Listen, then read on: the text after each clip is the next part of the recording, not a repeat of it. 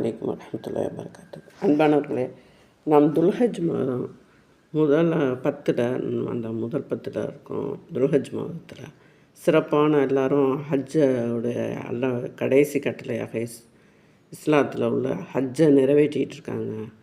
அந்த நிறைவேற்ற கடைசி ஹஜ்ஜுக்கு போயிருக்காங்க. அந்த கடைசி நாட்களில் தான் இந்த துல்ஹஜ் 9, 10 அரஃபா தினம் எல்லாம் இருக்குது.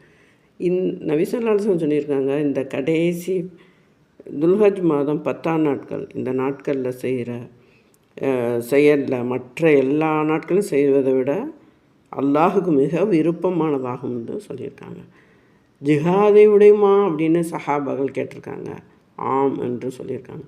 ஜிஹாதில் தன்னுடைய பொருளையும் தன்னுடைய உயிரையும் விட்டுட்டு அதை இழந்துட்டு அவர்களை தவிரன்னு சொல்லியிருக்காங்க. அதனால் இந்த கடைசி 10 இந்த துல்ஹஜ் முதல் 10 நாட்களில் நம்ம நோன்பு பிடிச்சி அந்த அரஃபாத் அன்னைக்கு நோன்பு வைக்கிறதுக்கு அந்த 9ஆம் நாள் நோன்பு வைக்கிறதுக்கு அதற்கு முன் செய்த பாவங்கள் மன்னிக்கப்படுதுன்னு சொல்லியிருக்காங்க.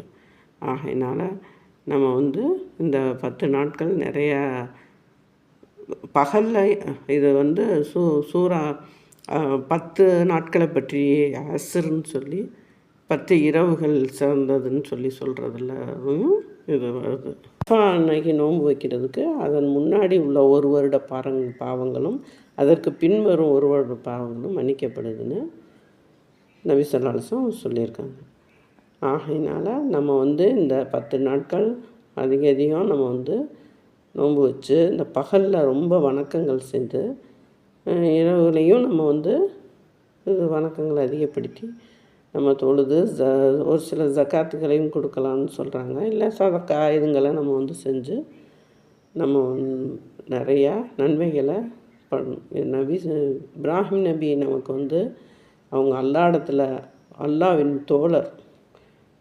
அல்லாஹ் சொல்லியிருக்கான், இப்ராஹிம் நபி அவர்கள் இறைவன் பல தனி சிறப்புகளை ஏற்படுத்தியுள்ளான்.